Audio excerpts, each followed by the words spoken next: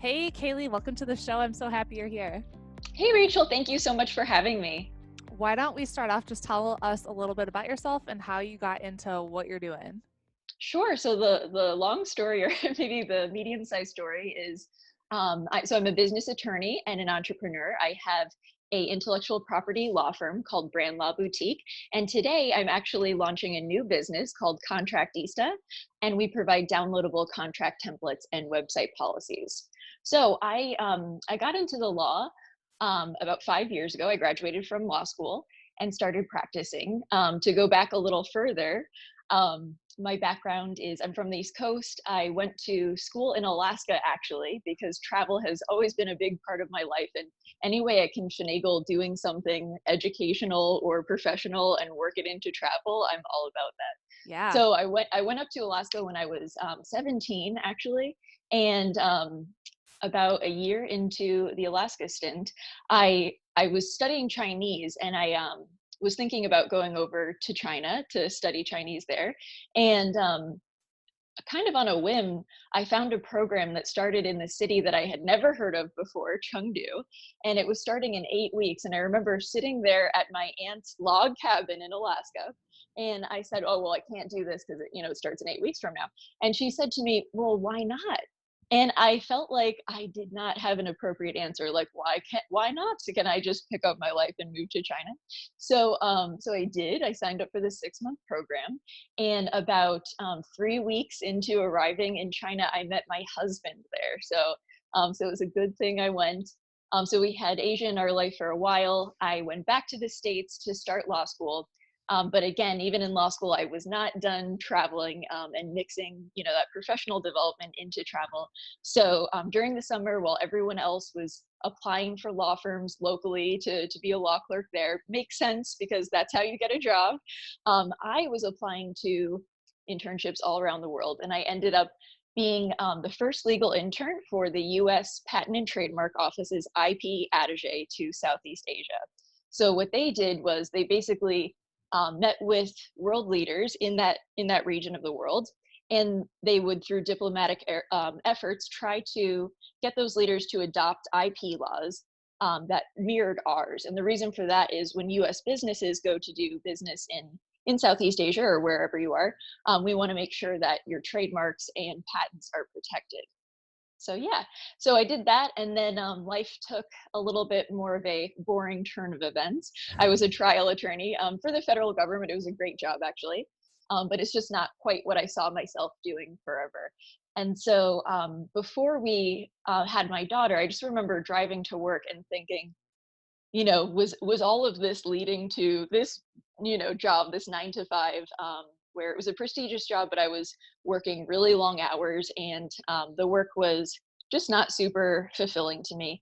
And then when I was expecting my daughter, I just knew that in order for motherhood to look the way that I always wanted it to, that something had to change. And I believed that I needed to create something in order to, have that lifestyle that we wanted for our family. So the first 100 ideas probably had nothing to do with the law, simply because I was a trial attorney and that's what I knew of the practice of law. So I thought, well, this isn't very flexible. Can't do this from home. And then I met an IP attorney that was practicing in St. Louis where we were living. And it all just came together. That was my background. That's what all my internships were in. And I realized that this is something I can do. I can do it from home flexibly, and I can take clients globally as long as they're trying to register their trademarks in the US. So that's the story.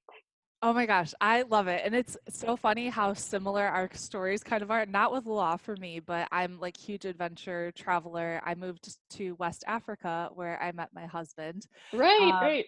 yeah, so it's so funny. Oh my goodness. Okay, let's dive into like the really good stuff. Can you talk about trademarks and, what do we need to do to protect ourselves? How does that process work in registering a trademark? What do we know? Like, what when do we know if that's something we should register as a trademark? Can you kind of dive into all that? Sure. Right. Yeah. So I think that, a lot of times when we come up with a new business idea, what is the first thing that we go to think about? What are we going to call this new business? And then you really attach a lot of emotion to that name. And so two things can go wrong when we talk about trademarks.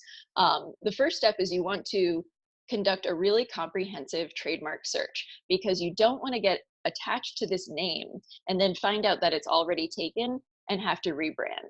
And it's one thing if you're just in those dreaming stages and you have to go through the emotional mourning of this name. It's another thing if you've invested a lot of money and now you need to go back to the drawing board. So a lot of people don't realize that trademark law doesn't just protect identical names, it protects confusingly similar names. So that means the standard is a consumer, so a client or a customer, likely to be confused as to the source of your goods or services? So that means that it's a gray area, like like everything in the law tends to be. And so an example I use a lot. This is an example I change around of a client that came to me. But so let's say that she wanted to register the trademark billionaire barista, and she had invested, tens of thousands of dollars into this name, billionaire barista.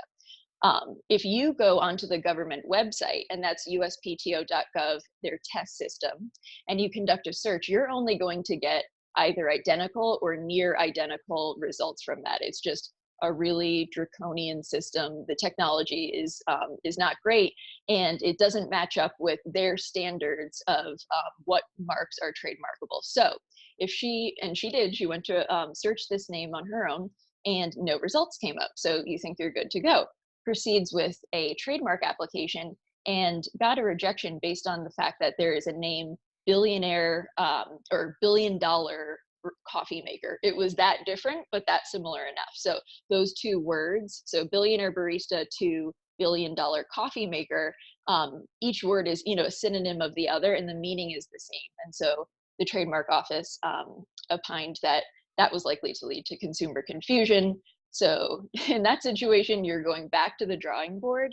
And if you've invested money, you're effectively losing that money, and it's not just the money, you've built a brand possibly on that name. So that's why it's so important to do a trademark search early on. So what I do when I do a trademark search is I have a subscription to special software, that uses its AI magic to cross-reference synonyms and phonetically similar words. So, hopefully you're not in that situation. So that's the first step, is conducting that trademark search. And then the next step is going to register your trademark. So trademarks are registered in different classes. Let's say that you're a life coach, that's going to be possibly one. If you provide, let's see, writing services, that's a different class. And then there are many different classes for different types of goods. You could potentially have one business where you're registering in multiple classes. Let's say you run a coffee shop, and you produce this coffee that you sell. That physical coffee that you're selling is going to be in one class, and your service, your restaurant service, is going to be its own class. So a common question is, when should I register my trademark, or when am I ready to register my trademark? So trademark law is going to protect your rights as soon as you begin starting to use that trademark in commerce. So you actually don't need to register your mark in order to have legal rights over it. You have common law rights once you're using it in commerce, so someone can buy from you, as long as somebody else doesn't have superior rights, meaning they beat you to it. However, there are many benefits to registering. The first of which is, when we think of trademark infringement, you may think of like knockoff handbags or something like that, but it can be as simple as, perhaps I have this idea for a name and I go to the trademark database to do a search, and I even do maybe a comprehensive search using special software, and you haven't registered your name, so I can't find that you're using that name. You can search, other internet databases, but it's much harder to have a trademark clearance, and find names that simply aren't registered. So you're putting the world on notice, and you're avoiding a lot of disagreements, with people that maybe don't even intend to infringe on your intellectual property. So there, of course, is a cost to doing this. I would recommend that if you are trying to build a brand, if that's your intention, is to build a brand, and you plan on investing a lot of money into this brand, or the prospect of needing to rebrand or possibly infringing on someone else's property it doesn't sound like a great idea to you, to go ahead and do that earlier on in the process. So for example, I'm launching a new business today. Obviously, I'm a trademark attorney, but I filed an intent to use application weeks ago before I even launched. Okay, interesting. So is this something we could do on our own, or do we need to hire somebody like you to take care of it for us? So this is what I would say. There are some trademark applications that it depends on who you are and what your name is, really. So by that I mean, a lot of the objections that you're going to get or problems that you're going to have are going to come from the name and the class that you're registering in. So you may hear people say, "Oh, I registered mine on my own and it was fine, and I got my certificate." Well, that may have everything to do with the name that you registered. It was available, you were registering it in the proper classes. These varying elements were obvious. Maybe you did your research really well, and this was just going to be an easy application, because there are some applications that are easier than others. So I would say, that to avoid, and your fees are non-refundable is the other thing. So once you submit an application, that's non-refundable, and you're needing to go back and completely submit a new application if something goes wrong. So to avoid that, of course, I'm biased. I'm a trademark attorney, but I would recommend working with a trademark attorney. You're going to save yourself a lot of headaches early on.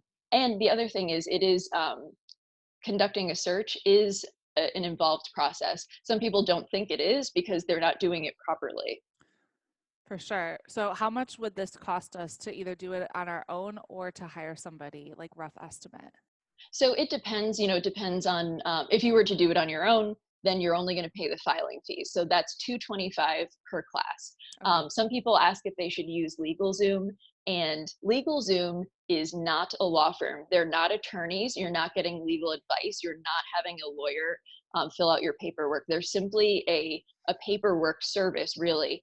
And so personally, I think that the name LegalZoom gives people a false confidence that they're getting some type of extra service, and they're really not. So the only reason to use LegalZoom is if you want someone to fill out your paperwork for you, but you're really even transmitting that information to them to begin with. So I would say do it yourself before you use LegalZoom. The other problem is, if you have a trademark search conducted by LegalZoom, they don't give you any analysis of your results, and the reason is they can't do that because that's giving you legal advice. And at the bottom of their website, and I'm not trying to slam LegalZoom. There are many other different businesses, companies like But this, that's the one that's and the most like well known, right? right, Yeah. yeah, and they have a disclaimer at the end of their website that says, "We are not a law firm. We're not giving you legal advice." And so you'll get trademark results that just have all these names listed, and you may see one that seems like, "Oh, okay, so I'm billionaire barista, $1 billion coffee maker. Oh, I think that that's different enough." So it's leaving you to make the legal analysis, instead of, if you hire an attorney, they're doing all of that for you. They're giving you hopefully a legal opinion letter, and they're saying, "Okay, these are the ones that I'm concerned about. However, I think this will be the outcome. I think we can make this argument. I think you're going to be successful in your application, or this is a gray area. This honestly could go either way for you. And so it's going to be a business decision for you whether you want to gamble that 225 fee, and see if you're able to register the name." So I think you get way more value out of a trademark attorney. Now, in terms of attorney's fees, that is going to vary very widely. You can pay thousands of dollars for a trademark search easily if you're working with a big law firm. My fees are $675 for my full package of the search and handling your application, and that doesn't include the filing fees for the government. Okay, cool. How do you know like what you actually should trademark? So you mentioned business name. Is there anything else that we should think about in our businesses? Yeah, and so that's a good point. So when we talk about the difference between a business name and a trademark, your trademark might be your business name, but not necessarily. So, for example, um, my new business, I'm operating legally as Kailey Jacomet LLC.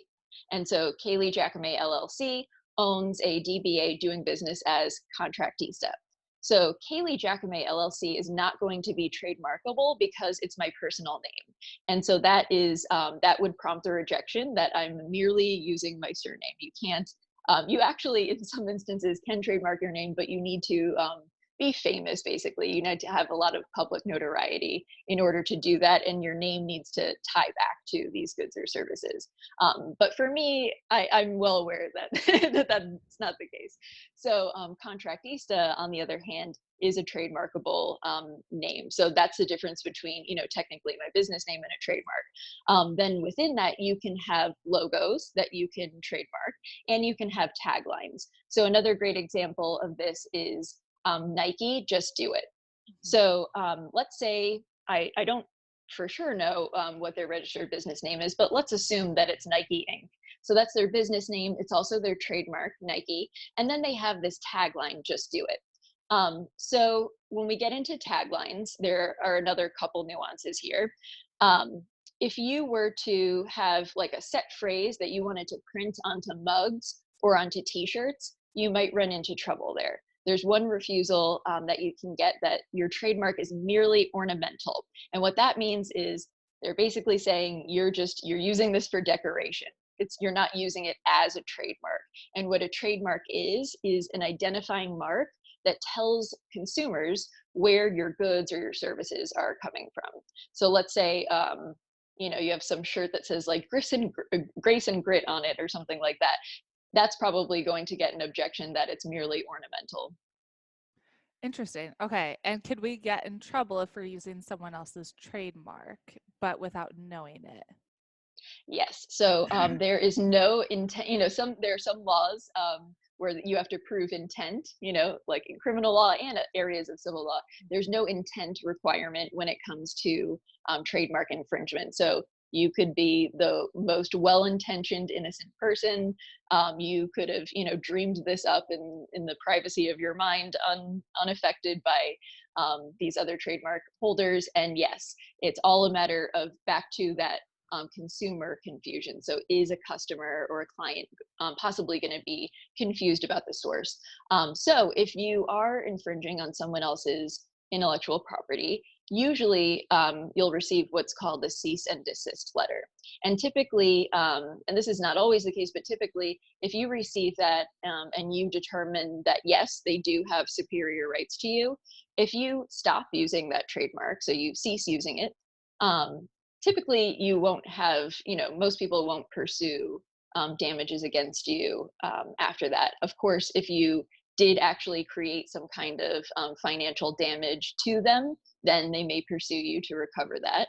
But typically, it's when you will not cease and desist that you're going to get involved in a lawsuit. Interesting. Okay. I work with a lot of course creators. So obviously they would think about trademarking their business name, but then would they need to trademark each individual course that they're putting out there? So yes, you can do that. So that would be trademarking different products. And again, you need to make sure that you have a trademarkable name. So if you have names for different courses that you offer, those are potentially trademarkable. Also, when you are creating intellectual property in your business, the courses that you create, you have copyrights to those courses.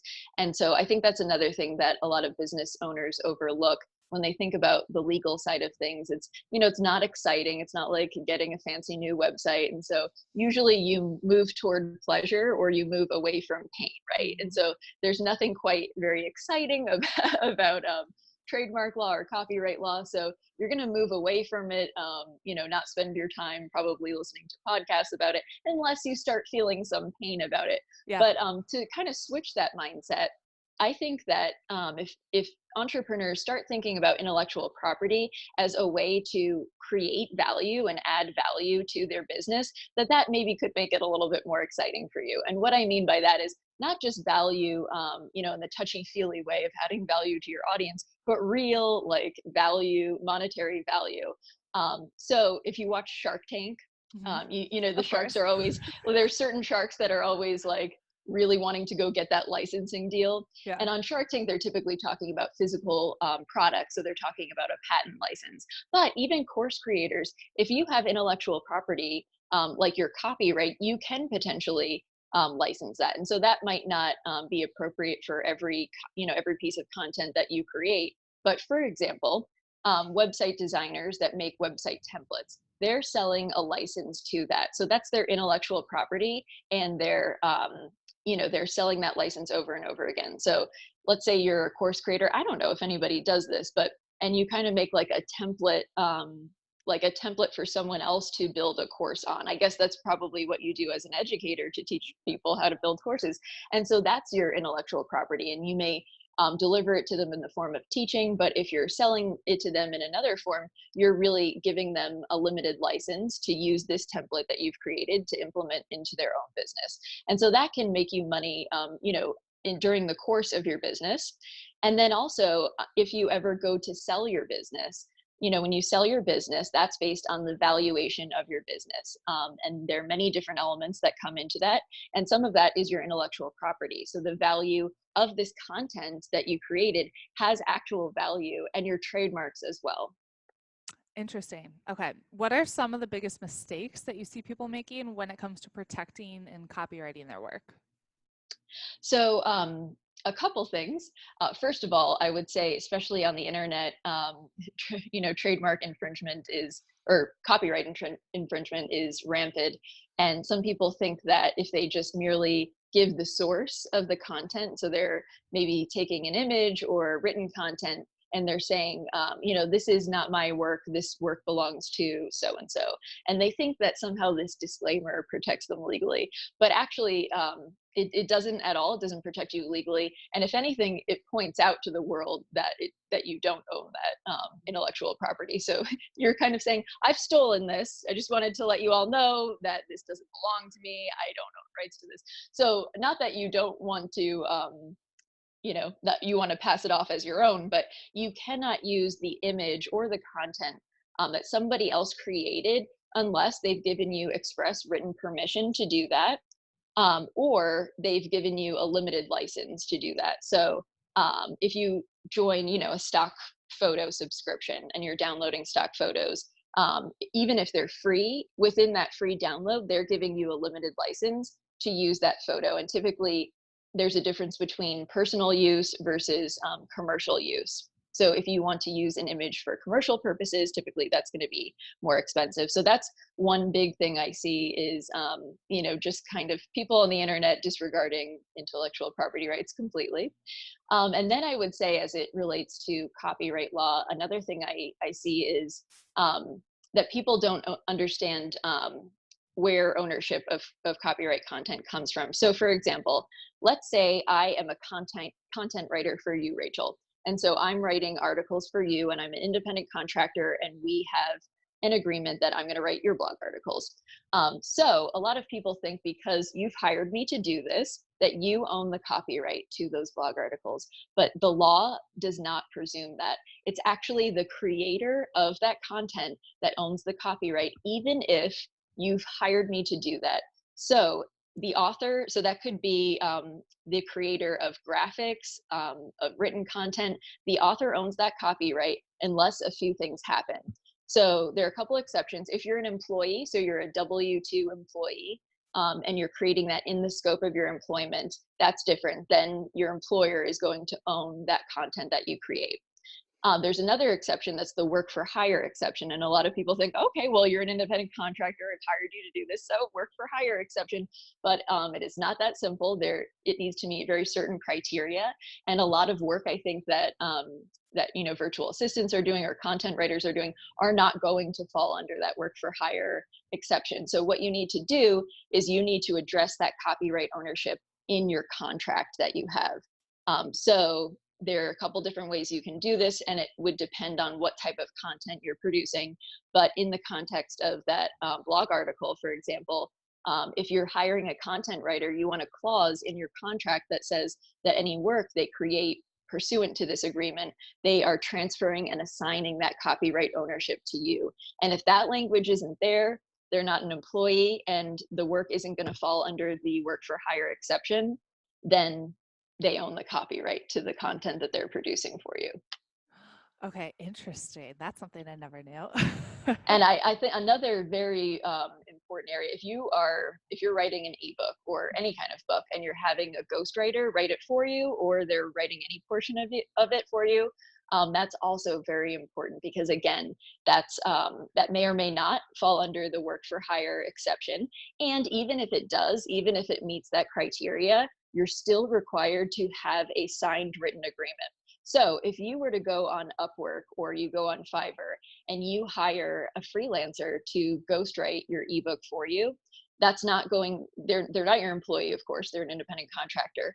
And even if the work you were commissioning would otherwise fall under that work for hire exception, you don't have a signed written agreement. So those exchanges, those messages that you're sending back and forth are not signed. They're not going to constitute a signed written agreement. So they're going to own the copyright ownership, unless you have an agreement stating otherwise. Okay. If someone steals our work, is there anything we can do about that? So, example, I posted like my transformation pictures when I was in the fitness business, and I had Hmm. people literally take those images and they might have even screenshot them from YouTube. I don't remember what they did, but then they put them on a separate site selling Ritalin and Oh saying, boy. I know, and saying that I lost 80 pounds using Ritalin. So, in that case, is there anything that I could do? Yeah, so there are a couple of things you can do. You can begin with, depending on where these images or the content is published, go to the owner of that website and send them a DMCA notice, a takedown notice. So that's the Digital Millennium Copyright Act.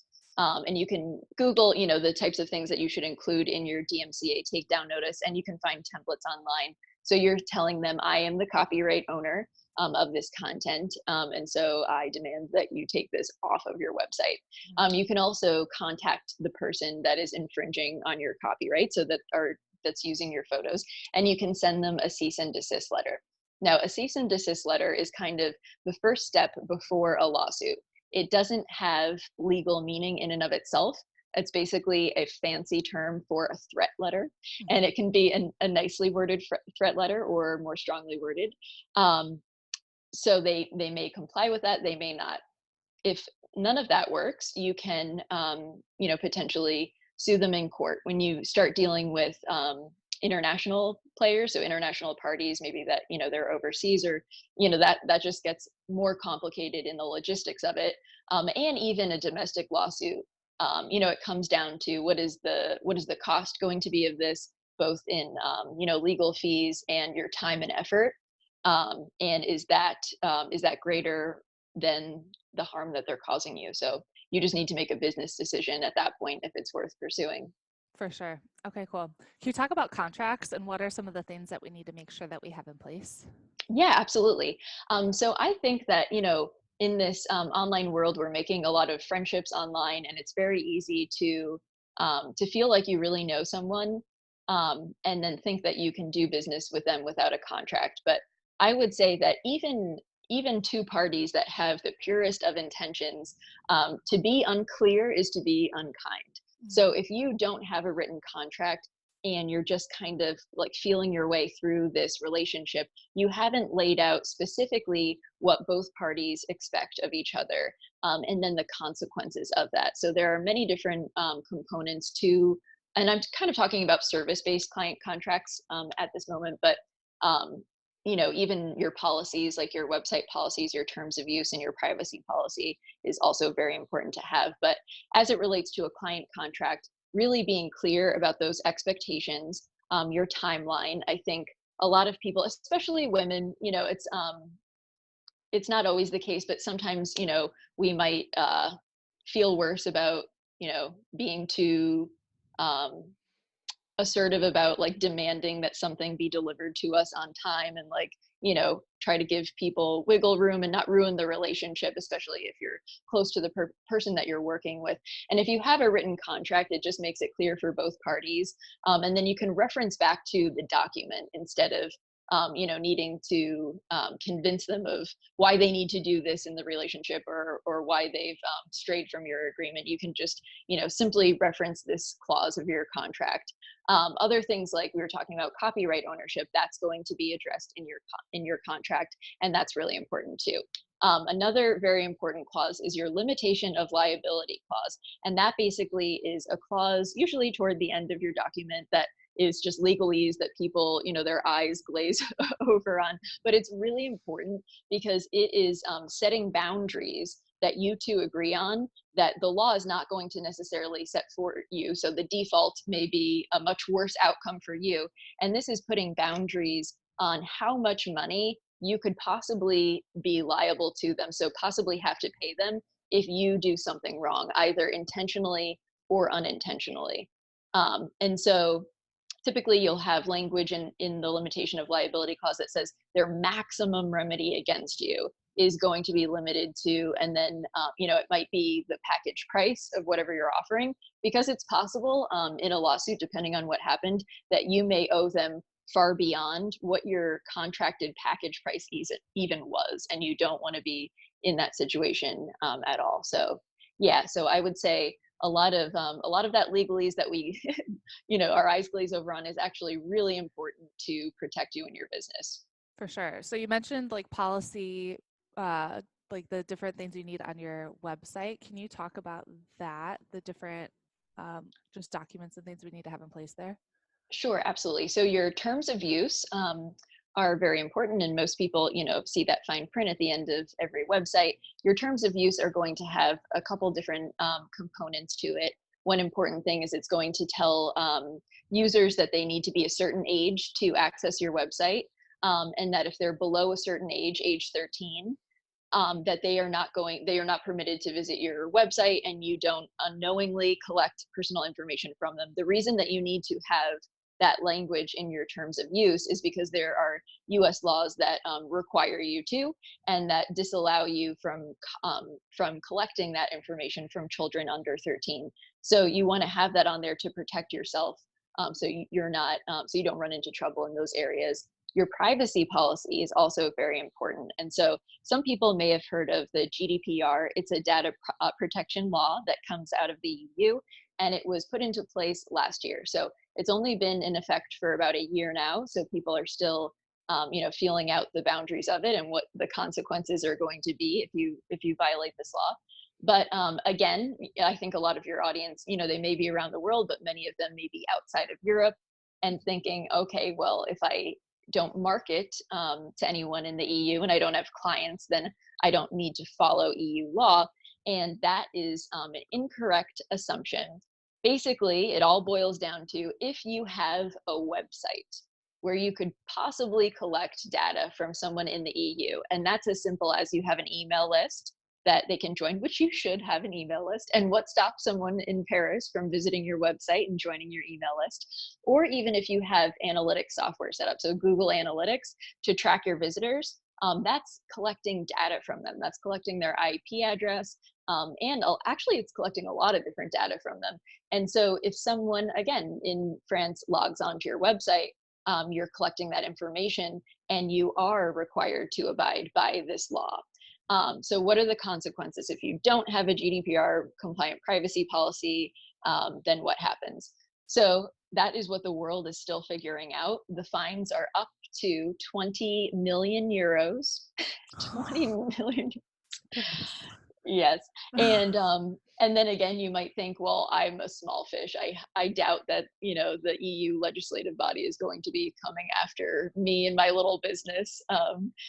And complaints or investigations are prompted by complaints. So that's not good even for small business owners if they're not complying with this law. That means that all it takes is one person in France, and not to just use France as an example, but the UK, from visiting your website and they believe that you have mishandled their personal data in some way, from filing a complaint, and then that prompts an investigation into you. So the best thing to do is just to deal with this on the front hand, have a GDPR compliant privacy policy on your website, and also follow that policy. So be protecting that data as you say you Okay.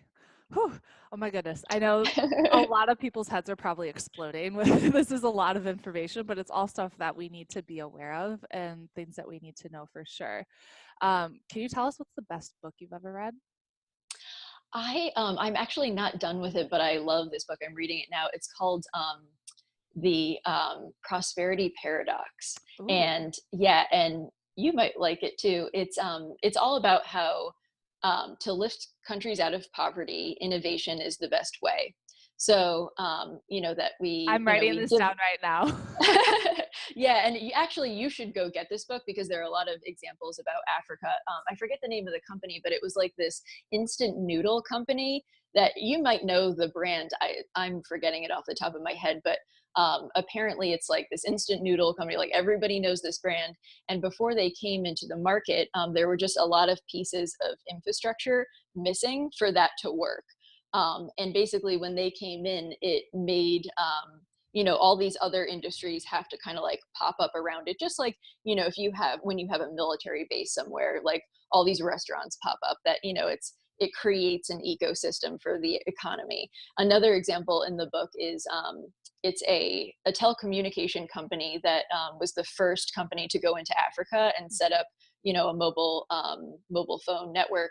And people were saying like, oh, there are like that's not going to be a market, like they can't afford it, there's not the infrastructure. And then what they found, actually, so they had to build the infrastructure, they had to do everything. And what they found was, while they may have thought it was expensive, actually, this family, if they can use their mobile phone to call their family in another village that would take them a day or two to get to, that is much more cost effective for them. And so that innovation creates a whole ecosystem Totally. in a place, and that is what lifts countries out of poverty. And so they compare, kind of looking at South Korea back in the 60s or 50s or 60s, and comparing it to other countries that were at a similar place economically, and why has South Korea done so well and transformed into um, first world, very developed country. And it's because of this innovation.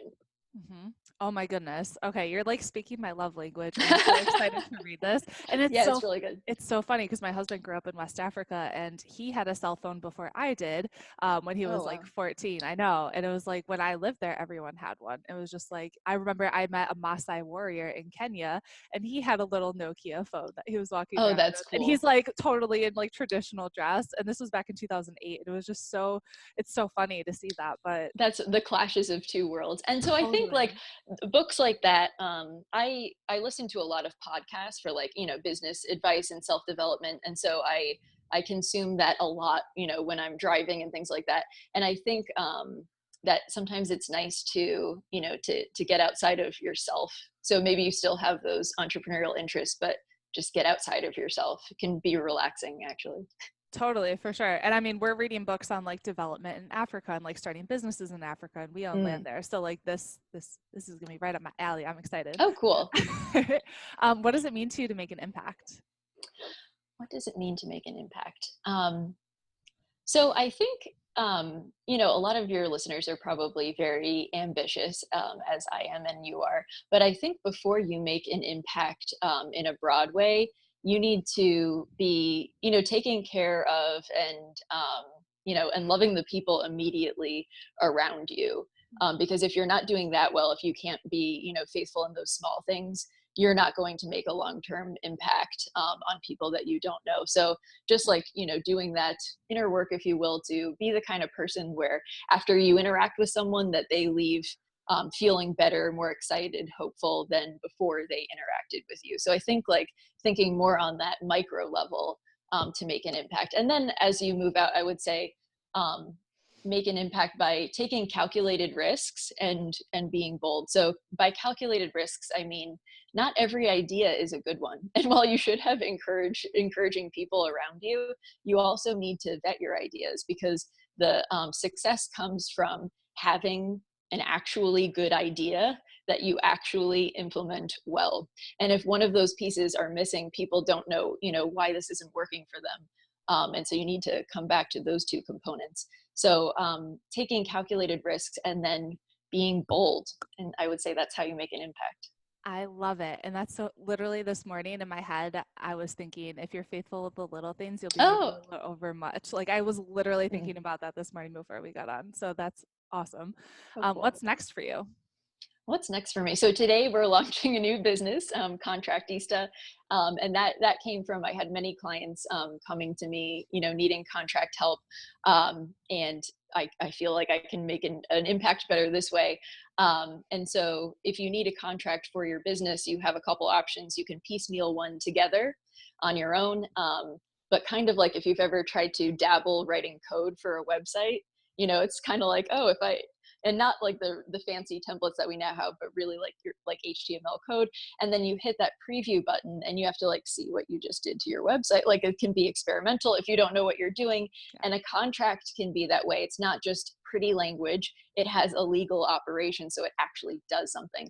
Only there is no preview button. So you're not going to know what you just did to your business if you write it yourself until you're knee deep in trouble. And so then another alternative is to hire an attorney to draft one for you. And that's a great option, but it might not be realistic for people starting out. And then I think the next best option is to get an attorney drafted contract template. So some of the templates that you find online, you don't know who wrote them. So it may be like you writing it yourself. You really don't know what you have there if you don't know who the author of the document is. So that is what is next for me professionally. In our personal lives, we are kind of a half location independent family. We're moving towards being completely location independent. And we have dreams of Thailand is really close to our hearts, of spending some of the year in Thailand every year.